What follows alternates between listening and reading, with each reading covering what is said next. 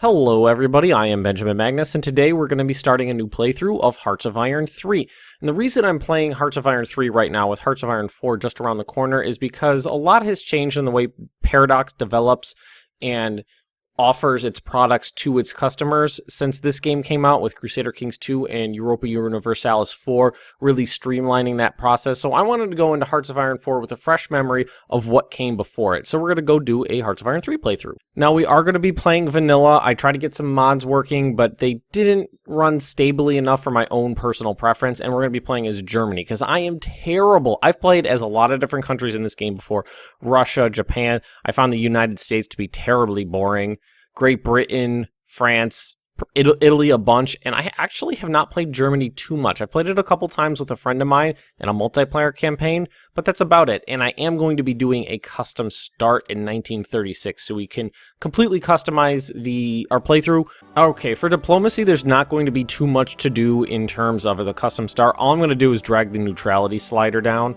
And this whole thing is going to be completely different in Hearts of Iron 4. They actually just announced that they're replacing the neutrality system with, I think it's called Global Threat, and it's a completely global aspect. So any country that does anything will positively or negatively affect it, not just yourself. All right, technology though, that is going to be a big thing, and I think what I'm going to do is I'm going to clear this out, clear everything, and then I'm going to go through it, fill it all out, and I'll just cut to the end when I'm done, because this can take a few minutes, and I'll show you what I did. Alright, I'm all set here. I'm going to go through the list and show you exactly what I've done. I've put a ton into infantry technology because that's going to be super important early on in the game, especially if I want to start up hostilities a little bit early. I've put a little bit into political suppression because there's going to be large swaths of territory that I'm going to need to keep under control, and I don't want to have to leave huge contingents of men behind to crush rebellions, so improved political suppression will help with MP units, military police.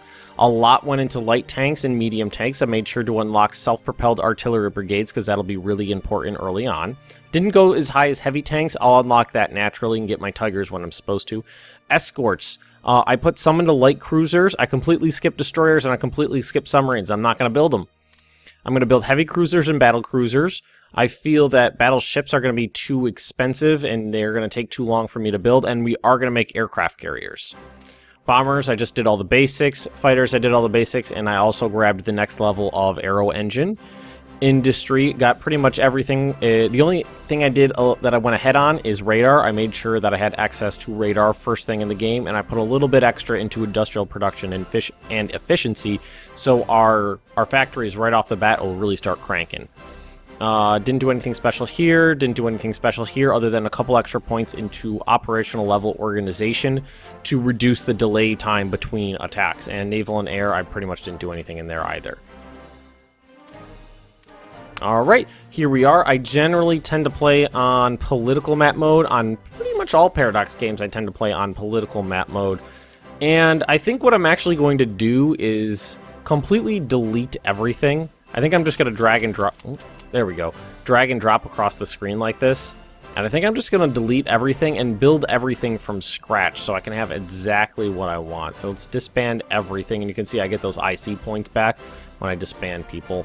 And let's just move all the planes to one spot so we can see what we're working with. So I feel like there's going to be... Let's merge that all together. Let's see, we have 3 interceptors. Let's actually... We could keep some of these. Let's keep the 3 interceptors. Yep, that's fine. And let's station them someplace central. Let's see, what else do we have to work with? Create a new unit. Tactical bomb. We have a lot of tactical bombers. Those are really expensive, too. I'm not going to keep all of these. How many should I keep? Should I keep 4? Let's keep 4. Yeah, let's disband half of them. So, okay, we'll keep the 3 interceptors and the 4 tactical bombers. That's a pretty heavy emphasis on air power first thing in the game too, because these tactical bombers are really expensive to build. But I do tend to like them over the combat air support ones, the short range, the Stukas, because the Stukas are really short ranged, and and especially when you're dealing with like Russia, It's really hard to bring in your Air Force to bear when you have really limited ranges and very few airports to work with. So let's go to our Navy. Now I know we have... So let's put everybody over here. Oh, that's Polish. And then this is what I like to do. I'll merge them together so I can see everything all at once. Now, these are old World War I, like, dreadnought class battleships. They're not going to be too useful, so I think I'm going to get rid of them. We're going to get so this is the stack we're going to get rid of. Let's get rid of the submarines. I'm not even going to bother using them. I found in my other playthroughs of this game that strategic warfare is pretty useless. It's not implemented very well. We're going to get rid of the destroyers because I found light cruisers to be far better escorts. And 1, 2, 3, 4, 5. That's 6 light cruisers and 3 heavy cruisers. Yeah, I guess we can keep that for now. Let's disband this. So that gives us about 34,000 industrial capacity points to work with. Now, what I'm going to do here, now that I've deleted pretty much everybody, what I'm going to do is just what I did before. I'm just going to go through and build everything, and I'll cut that out, and when I cut back in, I'll explain to you exactly what I've done. Alright everybody, we're set now. Now I'm going to go over my hierarchy and what I've done so far and show you exactly what's going on. So let's start with our fleet here. I have 1 battle cruiser, the Scharnhorst, 3 heavy cruisers, Deutschland, Admiral Scheer, and Admiral Hipper. And I actually got rid of most of the light cruisers because I realized that they were antiquated World War I style ships. I got rid of most of them, and I brought in the Nuremberg had already been constructed, but I brought in the Stettin and the Stuttgart. So those are brand new as well. Air Force, I didn't do too much with. I did build 3 new interceptors, so we have 6 interceptors total, 3 here, 3 here, and we have the 4 tactical bombers. We are going to build a much larger Air Force, but we're going to actually build it. We're not going to have it initially. We don't have too much on the Polish front anymore. This is the entire army over here. This is the hierarchy. We have 2 army corps. That's it right now, so 10 divisions. 5 here in this little pocket. I think it's called the Danzig pocket because it's caused by because Poland has the city of Danzig here. Or, I don't know, did they refer to it as the Kongsberg pocket? I actually don't know. Anyhow, and then there's some more over here. We're going to build more infantry divisions and fill this out. We have plenty of time to do it, so don't worry about that. Now, if we go over here, there's obviously a much bigger setup here. And what I have set up on the Maginot line here is I have 2 divisions, 1 division, 2 divisions, 2 divisions, 1 division, 2 divisions, and each of those segments of 5 divisions are make up 1 army corps, and then those go into an army, and we have 1 army down here in the south that's going to hold the Nuremberg, or not, I almost called it the Nuremberg line. I was thinking about my light cruisers again. The Maginot line, and then there's another army based, where is it based from? Right here. This is the first army. Or this is the first army group right up here. Let's see. Made up the 4th Corps, the 5th Corps, the 8th Corps, and the 9th Corps. 2 of those corps are armored. And the way I set up my armor divisions here, I have medium tank, Panzerkampfwagen 3s, a motorized infantry battalion, and self-propelled artillery. And there's 3 set up like that. And then there's also in this Panzer Corps here, there's also for each corps, I have 2 corps here, 1 set up here, 1 set up here. There are just motorized infantry divisions, and these are for they're going to keep up with the tanks, and they're going to act as like a flanking force. If the tanks get bogged down, they'll be able to attack cities and across rivers, things like that, better than the tanks will be able to. And actually, these ones belong here, and these ones belong here. So we have 2 full Panzer Corps made up the way I like them. And if we go to the breakdown here, we got motorized brigades, self-propelled artillery, and tank destroyers, which is actually funny. We have Hetzers, which were actually not introduced until 1944, I believe. They are tank destroyers made up of, I think they're Czechoslovakian tanks that Germany captured at the beginning of the war. They took the chassis, they took the turret off, and built a tank destroyer with a 75mm gun on the chassis of the captured Czechoslovakian tanks, I'm pretty sure. So that's basically it. We're going to need to do a lot of building, but we do have plenty of time. It is January 1st, 1936. So let's Let's get started. Diplomacy, I generally... Well, can already do reoccupation of the Rhineland, so we're definitely going to do that. I'm going to turn automated trade on for now. And we can actually set that... Now, let's leave it as normal control, but with automate trade on. Production. So right now we're building the Graf Spee. Graf Spee was a beautiful ship, but it was sunk in Uruguay? The mouth of a river... Mouth of the River Platte. I want to say it was Uruguay. I'm not exactly sure. It was a pocket battleship. It was basically a very heavy cruiser. So, consumer production, we're going to leave that. Supplies, reinforcements, upgrades. That leaves us about 164 production right now to work with. So, definitely going to start with some infantry divisions. We're going to do infantry brigade, artillery, and anti-tank. That's the way I like to set these up. And IC cost of 32. That's not too bad. So 5 times 25 new divisions. I don't think that's enough. Let's start off at 35 new divisions. So it's got to build groups of 5, then 5, then 5. We're definitely gonna need some radar. We're gonna 25, 30, 30, 40. Let's do this as well. Groups of 5 parallel like that. We're going to build 1 rocket test site just so we can get the tech going. Convoys we're actually okay with for now. We don't have any escorts, though. They're kind of pricey, so let's wait on that a little bit. Air wings, we need to keep that going as well. So I'm not going to do these parallel. I'm going to do these serial. I'm going to set up 9, and we're going to go like that. So it's not taking up a lot of IC, but it'll be constantly doing it. And we're going to do the same thing for the tactical bombers. Yeah, let's do that. So what are we at so far? 114. Now we're going to go to our Navy. We're going to need another battle cruiser. So we're going to build that. We're going to need a carrier. We're going to need 2 carriers for my fleet. It's an IC cost of 24. It's pretty heavy early on in the game, but we got to get those going so they're ready when the war breaks out. So we have the Von der Ton, the Graf Zeppelin, and the Peter Strasser being built now, along with their carrier air groups. And we, just about used up everything. That's good. All right, that's pretty good. So that's production. Technology, let's see here. What do we need to work on? We're 1936. So let's first go to industrial. I'm going to go ahead of the time on that, ahead of the time on that, ahead of the time on that. Anything else? I guess we could do this. Atomic research. I found the AA guns to be pretty useless, so I generally avoid them whenever possible. Yeah, we're going to grab all this stuff. All this theory stuff is going to be easy to get out of the way early in the game, which is why I didn't put a ton of points into it when I was starting.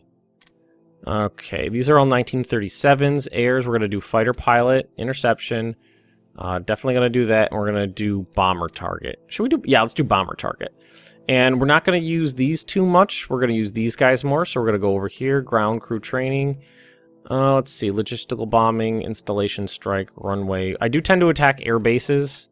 Let's just grab them all for now. Get them at least up to a base level. And I have 32 projects selected already, so we're good. We're good on technology. Politics. I always found this window to be almost completely useless, I mean. You pick your guys, they stay in. Strategic warfare is pretty useless. I always found this stuff to be almost entirely useless. The only thing that's in here is laws, and I'm going to set this to AI control, and it's just going to put in the best ones for me.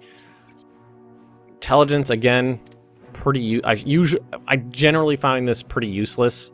Not very useful information, not displayed very well. And theater, again, I barely ever use this one either. So let's put that on AI. Theater, not going to do anything there. And I think this is just, yeah. Strategic warfare overview, and this is just like a ledger kind of thing. All right, so we reoccupied the Rhineland.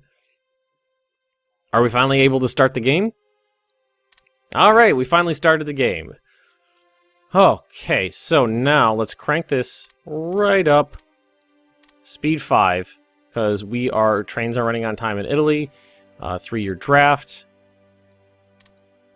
Yep, already I went through and put in new leaders for me. Very nice. Okay, now time for planning. And I've actually been recording for over half an hour now, but a lot of that's gonna get cut off because it was just me, doing what's it called, setting things up. Alright, reorganization of the war ministries. So, leadership modifier and daily descent change are getting... let's go for that. Let's go back to production, make sure upgrades, reinforcements, supplies. Alright, yeah. Right now it's a little high in some areas, but it'll be okay. The graph spree's almost done, that'll knock off 7 IC. Right, I tend to like to actually just fly through the first few years of the war. I might actually cut some bits out here and there where nothing's going on, but we can talk about plan. Actually, you know what? Something I've never really done too much. I've never really gone through the bottom right-hand corner stuff down here.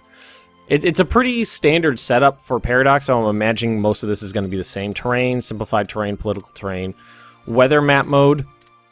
Now, as important as this is, it seems to me like this is something that could have been added to the a regular map mode. I wish you could kind of combine them or overlay them over each other so you can actually... it'd be great to be able to create a custom map mode and drag and drop what you want onto it. It doesn't seem like it'd be too terribly difficult. The weather's important when you're launching attacks and when you're fighting, but it's just you're never really gonna switch to a weather. I never found myself switching to the weather map mode whenever I needed to. Intel, I've never found this one terribly useful either. I don't think I've ever really used it other than just going over it. Revolt risk I've always found useful because that's especially as Germany. Diplo, meh. Region, I don't even know why. I'm assuming why this region map mode exists, and I'm guessing it's for strategic planning, but we might try to get into that this time because I've never really done it before. I've just kind of done everything by hand. Supply map mode, very important if you're trying to fight way out in the middle of nowhere. Seeing where your supplies are going and where they're coming from, super important. Infrastructure, that kind of relates to supply map mode, obviously. VP, that's something I sometimes wish I could overlay over the political one. Highlight where the victory points are. Theaters, meh. Again, I'm assuming relating to battle plans and things like that. Air map mode. This is actually really important for strategic planning as well, especially as Germany when you need to defend your skies from Allied bombers. Naval map mode. Strength. I guess that's just literally where your strength is congregated. And resources. Alright. Oh, no. We're going to leave it on political map mode most of the time. So what else do we got here? Find provinces. That's always strategic effects. Oh, okay. That's what this is. As you can see, I'm trying to familiarize myself as much as you guys with all this stuff because it's been a long time since I've played. So, Polish corridor. Danzig controlled by Germany. Naval supremacy in the east. Gotta control a bunch of provinces. That leadership modifier is a good thing. I actually like this right here, these strategic effects. It's like a short-term goals kind of thing. Gulf of Finland. So if you control all that stuff, you get a leadership modifier and 20% more resources. Is that just across the board, 20% more resources? It's fucking awesome. You have to control everything up here, though. Veteran Air Force. Air battles fought at least 250. That's just... Actually, this veteran stuff doesn't seem like it'd be too difficult to grab. So, definitely going to keep an eye on that. The strategic effects, because it's very... Very important. Like these... They're little things, but they're going to add up. And I'm definitely going to try to grab some of that stuff. Let's see, victory conditions. We know that. Open and close the battle plan editor. So I have never, ever used the battle plans. Never. I have, accidentally found British battle plans once before, but it was so useless. Such useless information. No, I don't want to cancel anything. Oh, yeah, I figured that's why I put the ships in last, because I figured I'd, as I was doing other things, I'd kind of run out of IC. Keeping right now, the infantry... in the radar and the planes going is the most important thing for me. So, this is really expensive, but I only really need to build it once. And when these this first wave of radar stations and infantry divisions get constructed, the IC costs will drop. Not by a ton, but by a good enough to make amount to make a difference, so that I'll be able to. It'll free up more IC for stuff down here. But as long as this stuff gets completed before the war breaks out, I think I'll be happy, and I think I'll be fine doing that. I think I'll be able to do that. So, let's see, historical. So if I clicked on one of these, Fall Blau, that's a lot of battle plans. Oh no, it's just, I thought there was a huge list because the little tiny slider was tiny. No, it's just a few. 19, let's look at Fall Weiss. And add select to your current plans. Whoa! I guess that, that's all about the attack on Poland.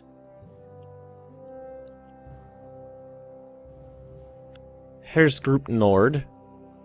So how does... Okay, so current plans. I have seriously never once ever bothered dicking around with this, but maybe, like...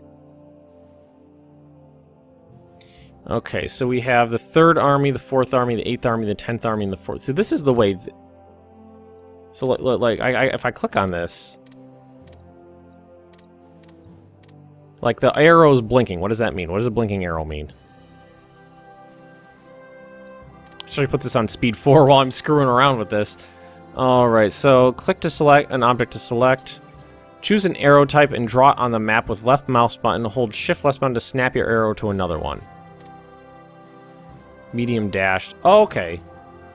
That's just, that's for your own planning, it looks like. You can draw the lines in. Choose a border type. Throw in different icons, tanks, planes, carrier, battleship, submarine, small bomb, large bomb, paratroopers. Colors, text, delete selected object. So,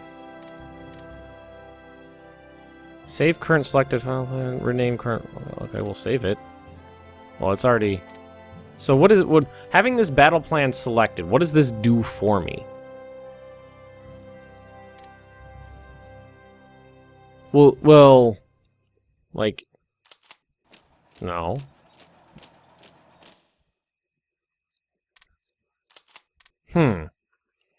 I'm sure that if I spent a lot of time and effort, I'd be able to, you know, build my own custom plans, but... Show and hide current battle. Okay. So that's just a toggle button right there. Interesting. Oh, I'm losing production.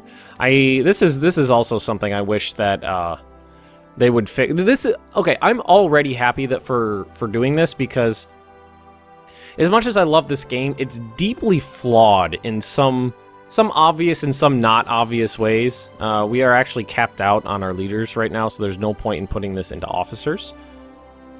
Like, simple things, like I keep wasting production because I'm doing other things, and if I could just tell this to lock, you can lock it to a set to what your current need is, but there's not really, I wish I could lock it to what the current need is and not what the need is at that one particular time, so it would dynamically move as my need for upgrades and reinforcements as supply changed.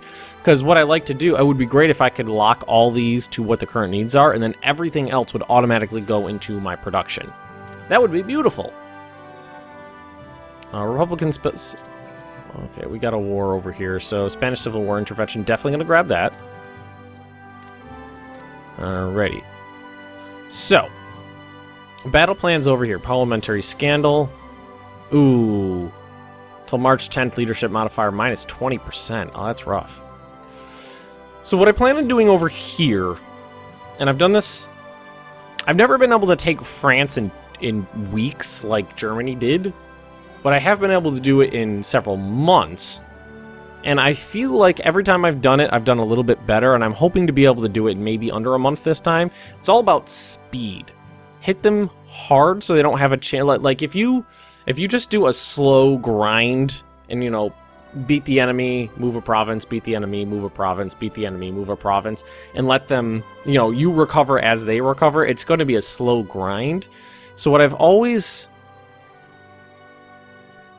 think I'm going to do is, because once we have more units and we have them stacked over here, what I'd love to do is launch a diversionary attack on one of the Maginot forts to try to draw their forces down here.